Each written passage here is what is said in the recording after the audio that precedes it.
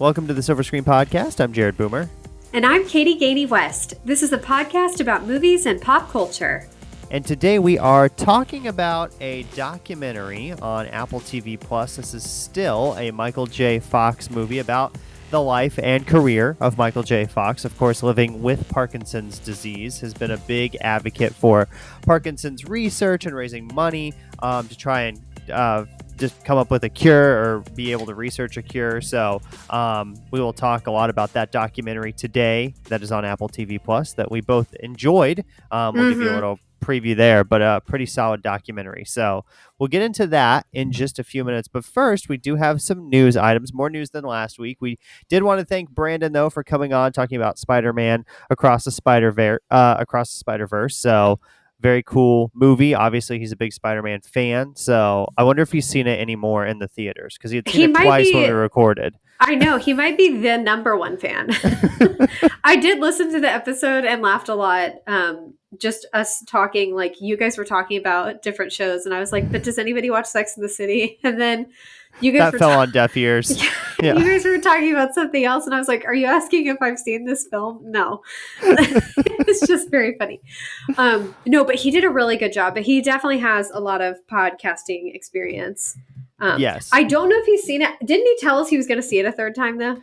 I think so. I think maybe he said he was going to go see it one more time. And I wouldn't be surprised if he did go to the theater one more time to see it. So. Yeah, I'll ask. But my signs point to yes. Yes. But thanks for being on the show, Brandon. You did a great job. We'd have you back anytime. Thanks for Brandon coming on to talk about Spider-Man Across the Spider-Verse. So the next one's supposed to come out next year, but I don't know. We'll see. I don't know. That seems tough to get it done before then. So another movie that got pushed back is the Avatar franchise. So Disney had some news today. They've got a new Star Wars movie that's coming out in December of 2026. That's all we know at this point, but there will be a new Star Wars movie in 3 years. And then Avatar 3 got pushed from Christmas of 2024 to Christmas of 2025, and Avatar 4 is now going to come out in 2029, and Avatar 5 is going to come out in 2031. So do you think there's any chance they'll just forget? I mean, not make them, like they'll forget about them? I maybe hope so, because like I'll be almost 40 by the time 2031 rolls around. Good and I was heavens. like 16 when this first one came out. So that's a long time. There's also a lot of Marvel changes. I'm not going to go through all of those. Those didn't change as much. Some things moved a little bit. Some things either moved up or got pushed back, but you can find it on social media if you're interested in seeing all the changes for Marvel. That kind of some of those moved around a little bit too. So that was Avatar news. And then also The Flash had its premiere, and Ezra Miller was there, very surprisingly. Now, they did not let Ezra do any interviews. They just let them basically pose for photographs and then obviously watch the movie during the premiere. I saw they did release a statement. I didn't read exactly what that said, but I do know that they issued a statement basically regarding to their behavior and things. So it was interesting, though, that Warner Brothers had them at the premiere of the movie, since there's been so much talk with Ezra Miller. It's interesting that they decided to bring them to the premiere. Agreed. I am glad you caught me up on that, Jared, because I had not heard anything yet about this. I am so anti Ezra Miller. It's not even funny, though. And for those faithful listeners, we are probably not going to cover that, we're thinking, on the podcast.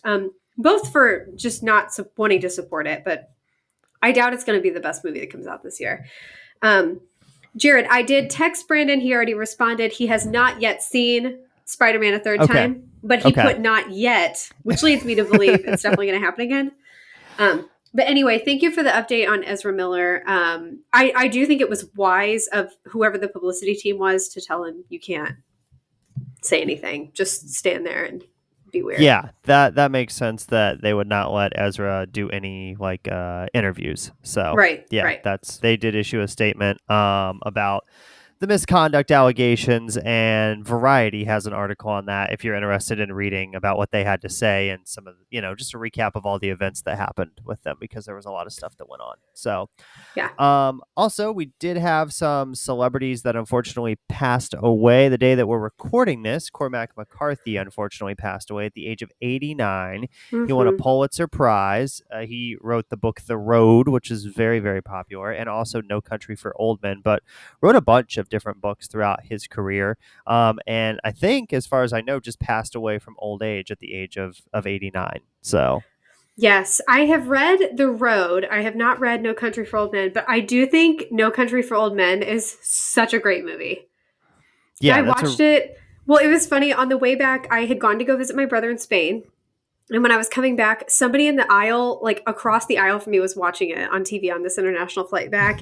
And it was during the day, so I wasn't trying to sleep. And I probably watched 45 minutes of this in silence. Like, didn't even just watch it on this guy's screen. And then I was like, I should just watch it. So then I turned it on and then I watched the movie. So I've seen it recently, but dang, that's such a good movie. Creepy, violent, and all that stuff, but very clever. I didn't really like The Road, though, the book. mhm. But obviously a very talented writer and contributed to our American literature quite a bit. And then also, Treat Williams passed away as well from a motorcycle accident, unfortunately, at the age of 71. Another Mm-hmm. actor that's been in a lot of stuff, too. So, I was on the phone with my dad last night when that headline popped up, and he said that there are more like motorcycle accidents with people over 40 than more than okay. young people. Or maybe it could be some statistic where it's like fatal accidents, not accidents, but like resulting in death. I don't know. But he seemed very well liked. I really only knew Treat Williams from the show Everwood, which I wasn't a faithful watcher of, but I knew him from that. But he's been around. He had been acting for a long time. Yeah, yep. So his first appearance in movies was in 1979. So yes, Dang. he's been acting for quite a while. So rest in peace to him. And then also, of course, Cormac McCarthy. But then we do have some good news. Celebrity couple got married. Billy Crudup and Naomi Watts tied the knot. So congratulations to the both of them. They've been engaged for a while now and got married. Jared, I was thrilled for this news. Well, we all know Billy Crudup's on my list. I think he is so beautiful. He's made his fair share of mistakes, but Naomi Watts seems wonderful, and they just like appear to be very happy together, and they're the same age, and they've lived a lot of like they've just had so many different experiences. This makes sense. And I really like when you see people who are in their mid 50s and they find happiness like this. And it was just cute. It was so low key. Like they just went to a courthouse. So sweet. They look really happy. So that was one of the best. That was maybe that was a happy highlight from this week for me. Yeah, that was good news to see. So congratulations to the both of them. And that's all of our news for this week. We don't have any corrections, so we're on to recommendations. You can go first, Katie. I'll think of something to recommend. I forgot to think Thank of something to you. recommend. So Well, we all know I've been a TV watching fool lately, but I kind of hit a plateau because we finished so many good series: Succession, Ted Lasso, some others. I did see on Netflix that I never finished the show Shameless, and I have 3 seasons that I didn't see. I don't remember why I stopped. I don't know if it was because it was on Showtime and I didn't have a subscription. I can't remember. But I'm committed now to watching the final 3. I will say that show ended a couple years ago, and I stopped watching, before the final 3 seasons. It is a lot of it is in very poor taste now. Like that okay. show was always questionable just because of like the family members and where they are, and their a lot of like socioeconomic stuff that surrounds their family, but like there's a lot of off-color jokes, which is fine. It's really well done and well acted, and of course it was like such a popular show, so I want to see how it ends. But it's one that I'm kind of like glad that I don't have to pay a ton of attention to. I'm not super invested in the way I used to be with it. So I'm watching that. And then I have one book to recommend. I read this book in 24 hours. It is called Drowning: The Rescue of Flight 1421. It's by TJ Newman, who is an author. I think I mentioned her on the podcast because she's a female. I did not know she's a female. Super cool. She's written another book called Falling that came out. I want to say that book came out in COVID. And I Okay. remember I read that one almost as fast, and it was a stunner of a debut. Like, it shot to the top of the New York Times list. People were obsessed with it. It was on all social media, and it was just a really good read.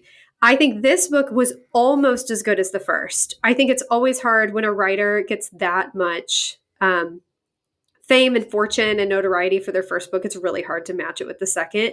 I thought this one was super good. I gave it like a 4.5. If I could give a 4.5 on Goodreads, because you can only do whole numbers. But if people liked her first one, I think this one was a great, great, great follow up. And it's about a plane that takes off and it crashes within like the first 6 minutes of the flight.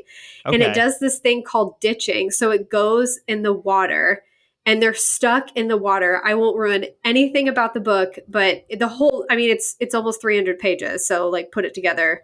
Obviously, people are not all going to die. There wouldn't be a book Hmm. if they died within the first 6 minutes in the first 30 pages of the book. But if you like intense things, I wouldn't recommend reading this if you are getting on a flight, and I wouldn't recommend like that day. And I wouldn't recommend it if you have a deathly fear of flying.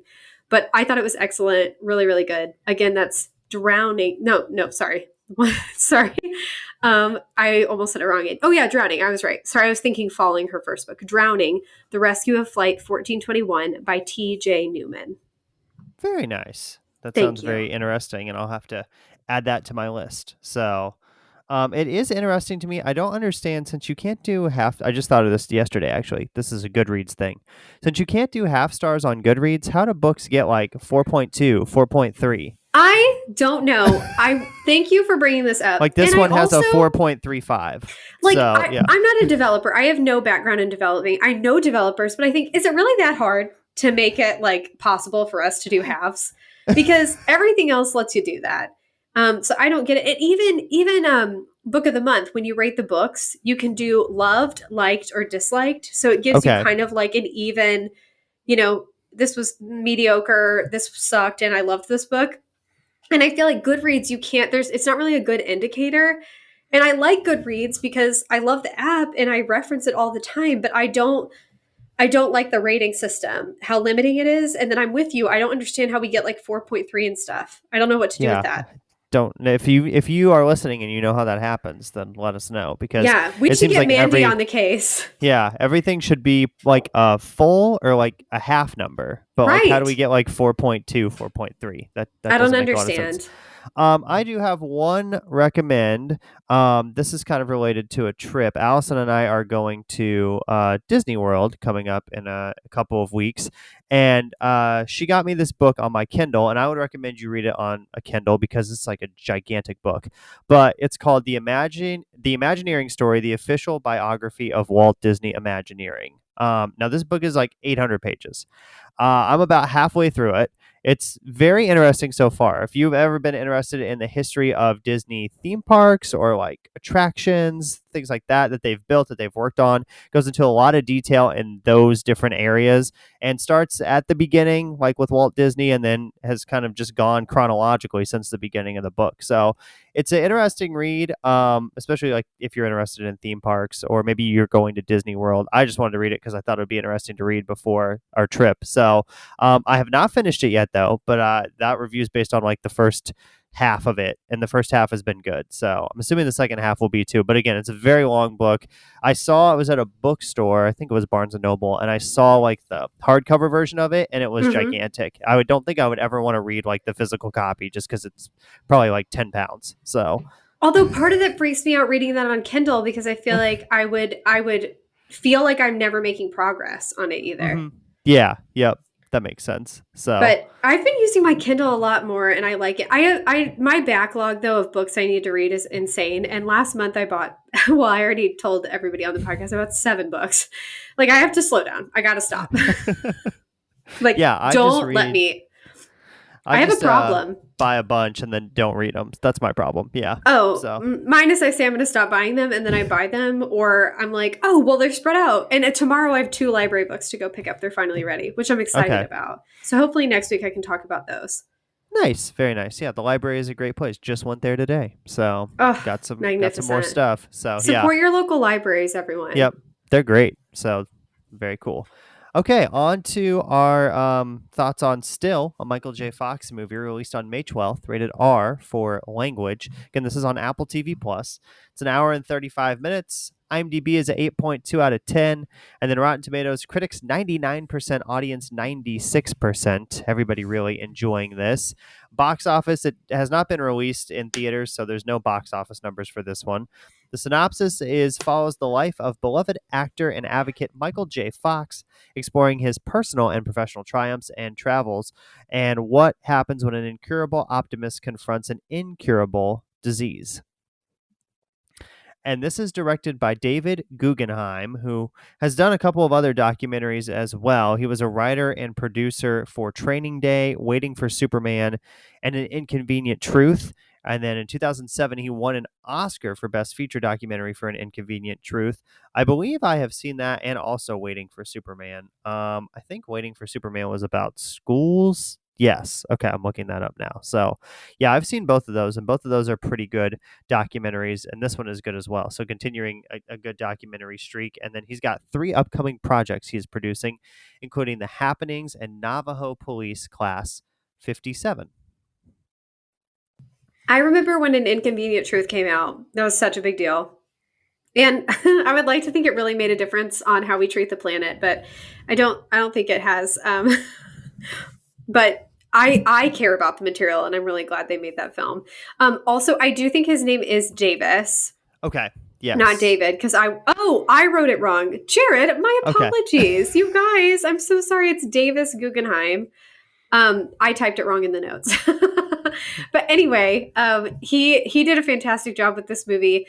And this was just a weird thing I noticed on IMDb. He's married to Elizabeth Shue and has Okay. been for a long time. She is a famous actress. She was in a lot of things back in the day, but I recognized her name right away, and some of you might recognize her from some of her film work. So we will take a break here on the show. We'll come back. We'll talk about our likes and dislikes and the cast, which is basically just Michael J. Fox for Still, a Michael Yes. J. Fox movie. And we're back here on the Silver Screen Podcast talking about Still, the new documentary on Apple TV Plus about Michael J. Fox, starring Michael J. Fox. Thank you, Jared. Michael J. Fox plays himself in this. Obviously, it's a documentary. He is, of course, a Canadian. It makes sense that he's so wonderful because he's from Canada. He's originally from Edmonton, which is in Alberta. He just celebrated a birthday, too, on June 9th, which was cool. He's best known for Back to the Future Part 2, Teen Wolf, and the TV series, multiple ones, Family Ties, Boston Legal, and Spin City. He's won 5 Emmy Awards for roles in Spin City, Rescue Me, and Family Ties. He's also written 4 books. I personally have read A Funny Thing Happened on the Way to the Future. Great freaking title for a book, if you ask me. And then also No Time Like the Future, An Optimist Considers Mortality. I remember that one especially because I read that, I want to say it was 2020 because that year was obviously a mess. Mm-hmm. And I think I remember it was my last book of the year. So whichever year it was the last book I read. It was the 100th one I read that year. Nice. So I always try to read 100. And then just some things I did want to share. Michael J. Fox, long before this, has always been one of my favorite celebrities. He just seems very likable and very consistent.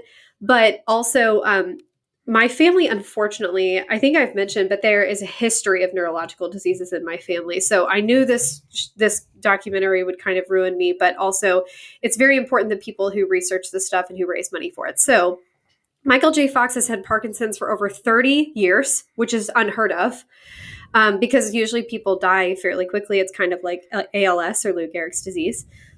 During that time, he started the nonprofit Michael J. Fox Foundation. It has raised over $1.5 billion for Parkinson's research. Parkinson's, by the way, if you don't know, this is from the National Institutes of Health. It is a neurological disorder that causes unintended stiffness, shakiness, and difficulty with coordination and worsens over time. So we will get into our likes for this documentary. I think the first one, and you had this on the notes, and this is the first thing that I thought of too, is this is put together in a very interesting way. They are obviously interviewing Michael J. Fox in the present. They are also using film clips, interview clips, things of that nature from his past to kind of tell you the story from his past days when he was very prominent actor. And then also there are some shots and footage of another actor. You never see their face, but just to fill in some scenes if they were talking about a situation or describing something and they needed some visuals to show for that. They would use like another actor just to, like, if they needed somebody to run down a hallway or go up and down stairs or like get in a car or whatever the case may be with that. So I thought it was very interesting. How they did like put this whole thing together. I think it still would have been interesting if we heard Michael J. Fox talking the whole time, but I think the fact that he's narrating, but we're seeing clips and things throughout his career, really keeps you engaged throughout the entire documentary. Yes, it was so clever. And I do forget I don't know what it's called. I've never known the term. You know how we see like Indiana Jones now, we see Harrison Ford and he's a different age than he is Hmm. now. He's not in his 80s. Or we see like Carrie Fisher, who has passed away, but she'll show up in a Star Wars movie. So they did whatever that CGI or that magic is that they do in those films. They did that with Michael J. Fox here because they're showing him. Obviously, there's footage of him when he's young. He's been in the business for decades. But I thought that was really clever, and I liked too that they went. I didn't find it confusing either that they went back and forth in time. I thought that it was really well laid out and really well paced. So you understood when he was talking about like this happened to me when I was 29 or whenever he was diagnosed. Here's what I was doing when I was filming Back to the Future. And like Jared said, it would show like an actor that's kind of acting out some of these things. But I thought that was really clever and very interesting to watch. I didn't really want to look away and I didn't get distracted during this film. So one thing that I got from this documentary is that Michael J. Fox has like an insane work ethic, and Insane. even now in his older days is still very active and wants to get out and do a bunch of things. But there's a part in this documentary where they're talking about how he's filming Family Ties and Back to the Future at the same time. So he goes to the Family Ties set in the morning and like afternoon, and then gets picked up and goes and films Back to the Future, and then goes home and sleeps for like 3 hours, and then does the whole thing over again for a couple of months while they're making Back to the Future. So that was really just like, I was like, wow, he was extremely dedicated to his craft. Also, after he's diagnosed with Parkinson's, he continues to act and still be in a lot of roles for a very long time, even after that diagnosis. And obviously, that would be a difficult thing to do as well. So really just like an insane work ethic and somebody that you can tell really loves acting and really wanted to be like in front of the camera, and would do kind of whatever it takes. You learn that early in the documentary too, that, he got roles when he was younger just because he looked very young, but he still had to work for those as well. So Yeah, I didn't realize until this how short he was. yeah, me I neither. have not been a person. I don't really notice people's height a lot, or I would say it doesn't deter me from people like dating and stuff. That never was really a factor for me. But of course, I'm very short, so maybe that's why it doesn't. It's just never crossed my mind. But I didn't realize how short he was. But one thing I picked up on, I think I knew this about him, but I noticed it a lot during this film, is how humble he is. About a lot of things. I mean, he clearly has a lot of money, clearly gets a lot of roles, but he was very humble about like this and honest, both of those qualities, about how this disease sucks and parts of this suck. I fall down all the time. I can't get words out, but he continues, like Jared said, about that work ethic. It's insane. And the fact too, I like that they showed different people that have to work with him. He needs help, but I think it is so admirable when people ask for help. Like, I don't know why you wouldn't, but he needs help from like a speech pathologist. He needs help from different therapists, physical therapists that you see working with him in the documentary. And also you could see he really struggled a lot with figuring out if he should tell people about his prognosis or not. And he did eventually, but it had to start getting kind of bad. He tried to hide it. And initially I'd be like, why would you do that? But then I think I do the same thing with certain parts of my life. We now have social media and people are just expected to share everything on there. And that's not necessary. Or the people, that you love and care about, that you want in your circle, they're going to know what's going on in your life. And it was crazy watching it that I thought, well, why would I expect him to share that with the world? That's his own private situation he's dealing with. But I do see all the good that came from him sharing, obviously sharing about it and being such a famous person, but a well-liked person, obviously has contributed to how much that foundation has been able to raise and the difference they've made in the research. Another thing was this documentary was pretty funny at times as well. Michael J. Fox is a very funny person. Even at the beginning of the documentary, he's like, "All my life, I've never, even before I had Parkinson's, I've never been able to sit still." And all the like clips they show or him acting, he's just like bebopping around everywhere. And even his physical therapist is like, "Just slow down a little bit, and you'll like." You'll be more successful.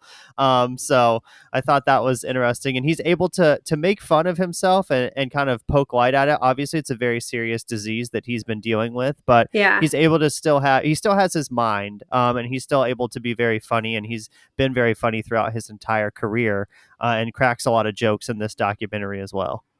Yeah, no kidding. And it was another thing that left such an impression on me was seeing his family interact with him. I knew he had kids. I knew he had 4 kids. Oh, and he talks about his family a lot. And he talks about, especially when he was filming Family Ties and Back to the Future. I think it's in A Funny Thing Happened on the Way to the Future. But both those books, I haven't read all 4, but both those books were excellent. So if anybody wants to read them, they're both not very long either. But he has 4 kids. He does have twin girls. They were in the middle. But it was funny to see him interact with the kids because it felt so normal. It felt like watching scenes between my parents where they're teasing about, like, when you text, it makes no sense. Like, or Dad, I text you and then you don't respond for 4 days and I don't know if you're okay. And I laughed because I thought that's so cute in the context of, like, they're worried about their dad who has this disease. But also I was like, dang, isn't that all of us with our parents right now? Like, where have you been? My parents no longer, like, they don't even tell me if they're leaving the state or traveling. I tell them when I'm driving from Indiana to Ohio, like when I get home, I'm like, made it back safely, even though I'm in my 30s. And I'm like, why are you guys not checking in? I don't know where you are. What flight are you taking?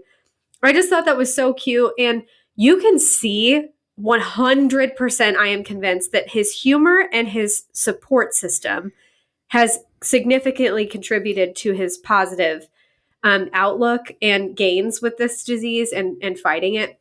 He's been married to Tracy forever. I think since like 86 or something. I don't know the exact Yeah, year. it's been a They while are though. they're magnificent and I love their love story. I love when he talked about it.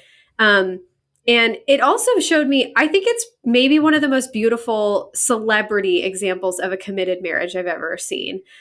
Because, Tracy heard about this diagnosis that he had, Tracy Pollan, his wife, that he had Parkinson's and she didn't bolt and she stuck with him. And I'm sure that's hard for her too, because I don't know that this was the life she envisioned.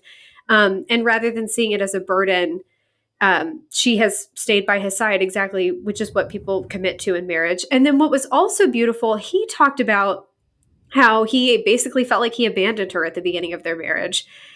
Which I thought was a humbling thing to say Hmm. and beautiful to hear a man say.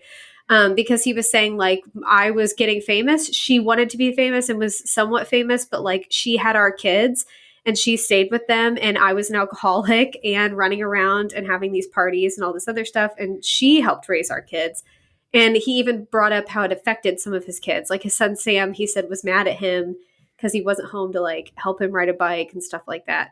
So again, just humility and humor, and these beautiful relationships that he has. And you can see, I fully think that positively impacts people with some of these debilitating diseases. Yeah, I was gonna say kind of the same thing you just did. That the documentary is not afraid to highlight some of the maybe more negative aspects of his life, or some of the areas where he was down, or maybe not the perfect person. So that, like you said, the part with the children, I thought was very interesting. Him talking open and honestly about that. Obviously, drinking. He had a big problem with drinking when he was younger. He was kind of a jerk to a lot of people just because he was like at the top of superstardom and he was so insanely popular. I mean, I was trying to think of like an actor that would compare now, like a young actor that's like very, very popular. I mean, Harry Styles kind of came to mind just with like, Timothy Chalamet, yeah, Timothy Chalamet probably. but he's adorable and very kind of shy. Like he's Yeah, yeah. definitely not pompous. Like Michael J. Fox just had such a charismatic personality. I He mean, you see all did. the clips of him on like late night shows and interviews and things, and it seemed like, he was just very happy to be everywhere he was. So, Also, I know I shouldn't be surprised by this, especially in this day and age, but Joan Rivers, you could see he was on that show being interviewed. And she said, "Who are you sleeping with?" And I know people ask that question or like we'll see who's like leaving whose house in Hollywood, but I don't normally hear people today so pointedly saying, "Who are you sleeping with?" to celebrities, and I was like, "Wow, that's invasive." And I mean, at least they weren't asking a woman, but I was like, "What an embarrassing like if your parents are watching and stuff." And you could tell he was even like, but Yeah. he was kind of like at the height of his popularity and stuff, Hmm. but still like probably not a question we should ask anybody on national Yeah. television. Luckily, they've stopped doing that on late night shows and Yeah. interviews and things. Usually they only address it if it's like official, like a dating announcement has been made or somebody got engaged or had a baby or, something like that. So, Yes. but luckily we've moved away from some of those more like invasive private life questions. So, another like for this is obviously we talked about this a little bit with our first like, but it's very well paced. It's very interesting to watch the whole thing, even if you know about Michael J. Fox and you know a lot of the movies and things that he's been in. It's edited very well too, and it's only a little over an hour and a half, which I think is a really good length for this documentary. I think it's they took all the time they needed to tell the story, and they didn't use any extra. I was intrigued the whole time. I was interested the whole time. I wasn't like on my phone watching this, even though it was on Apple TV Plus. I think that's a sign of a really well made, piece of media, in this case, a documentary, when you can be invested and engaged, even when you're watching at home and there's a lot of distractions around you. And I think documentaries do a better job of that, but I also think like that's exactly what it lends itself to a shorter, I guess, like time slot. Like that seems to be very helpful because it's kind of like reading nonfiction, which I'm not dogging nonfiction. I do read it. It's harder for me, but usually that's because it's dense material. It's not quick to read for most people. And I think that documentary is kind of like the nonfiction of the movie world, but it's helpful to get those like 90 minutes or so of information because they're packing so much information into that a sort of time or telling a concise story. And I think they did a really good job with that here. One of the other things I thought interesting was just like when he got diagnosed with Parkinson's, because he was 29 when he got diagnosed with Parkinson's, so he wasn't even 30 yet. Yeah. And it started in his hand, and he like went and saw the doctor, and then they told him what it was, and he's like, "No, this can't. This is something old people get. Like Right. I can't have this. Like that's not possible." And then I thought the parts that they showed, he was talking about how on TV shows and movies and things, he would always move his left hand or have something in Yes. his left hand to kind of distract you from the fact that he couldn't control some of those movements. And they showed clips of like him carrying a telephone or messing with pieces of Messing paper or with whatever. pen. Yeah. So I thought that was very interesting to show those examples of some situations where he had the disease but hadn't revealed it publicly yet, and how he tried to mask that in his acting. Yeah, I did like that they showed that too. And I think just another thing that because of him being transparent, that was the word I couldn't think of earlier. I liked how transparent he became about the disease because in the end, ultimately, like the last few minutes of this, he's showing that how sharing his story with people, like how that ended up benefiting him, how he ended up being able to start this foundation. And he really, another thing I liked, he didn't say it was bad that he didn't share it. He was just showing when I did finally share it, this is all the good that came from it. And I've been able to live with this and do very well for myself. So I thought that was a beautiful message, a beautiful way to explain it. And he didn't need to apologize. So good for him that he didn't. Do you have any other likes before we move on to dislikes? No, this was a pretty stellar documentary for me. Like I have a hard time even thinking of things I disliked about it. It was darn near perfect for me. I had one very small dislike, and that is I wish they would have just focused on his foundation maybe just a little bit more. They Mm-hmm. do bring it up at the end, but I think it would have been interesting to maybe have just a couple of minutes on things that his foundation has been able to do, just going into some more depth there on that situation, or like if you're interested in donating to the foundation, here's how you can do that. Things of the obviously people can Google it, but I just thought that was the only area I felt was a little lacking, is because they bring that up kind of right at the end, and maybe Michael J. Fox didn't want that to be a big part of the documentary. I Right. don't know, but he's obviously been running this foundation for 3 decades now, and has raised over $1 billion for Parkinson's. So I just would have liked maybe just a few more minutes on that, and how the decision maybe that he came up with to start the foundation, and some of the things that they've been able to do with the foundation. I could contribute to that dislike because I think the only thing I was left wanting to know more information about is where we stand now with Parkinson's. Because I know every time I see a news clip or something pop up about, we found this medicine or there's this trial or Michael J. Fox, he makes updates and stuff about them. But I would have loved to know at the end where that disease, like how he's doing with it. And then in general, like, this is where we're at with medicine and different technologies and things. And again, I'm with you, Jared. Maybe he just didn't want that information because it is his story and he's kind of going like, this is where I'm at this point in my life. But I think that's the only thing that I was like, oh, I would have really liked to know more about this. Or even like a credit saying at the end, at this time, this one medicine is in trial. We're hoping it's going to be released by the FDA or so. I don't know. You know what I mean? Yeah. Yep. So that would have just been interesting to maybe get a little more information on that. But other than that, that was my only dislike. Yes. Everything else I really enjoyed about this documentary. So I think we're ready for our scores. We are. And I think you went first for Spider-Man. Yep. Okay. All right. I'm going to go ahead. I'm giving this a 95. I really like documentaries when they're done well. And I think this is pretty exceptional. I obviously really like the subject matter. It's near and dear to my heart. And I really like Michael J. Fox. But I thought this was really well done. And there was only one thing I didn't dislike about it. So great job. I'm with the critics and everybody else on this one. Yeah, I think I'm going to give it the same thing as you, a 95. Excellent. So, yeah, really enjoyed it. It's one of my favorite things that's come out so far this year. Obviously, we're still like about halfway through the year, so there's a lot more to go. But I think it was interesting because it's about somebody that I already know a lot about. I've seen a lot of his movies. I'm obviously very aware of him and his diagnosis and things, but I still learned things from the documentary. I thought it was very personal and intimate, and focused more on his life living with Parkinson's as opposed to his acting career, which we all know, that he was in Back to the Future and, all that stuff. Great movie. We didn't need like 25 minutes on that. But, I think it taught me something about him. It made me learn something about him that I didn't already know. And it's kind of just more of a personal look at his life and his career. So, and it's a great, it is rated R, I think. For language, because they do say the F word quite a bit and stuff, but.